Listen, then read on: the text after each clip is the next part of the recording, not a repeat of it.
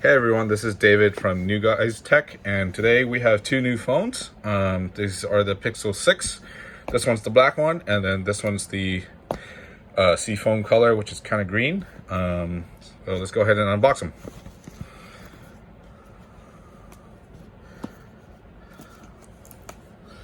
Okay, so you pull those two tabs, you open it up, and here's the green.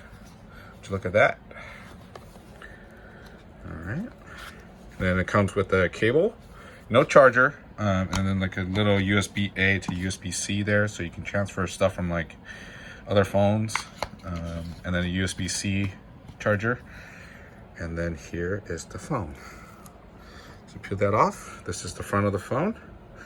And this is the back of the phone, as you can see. Okay. Once that's done, go ahead and put that away.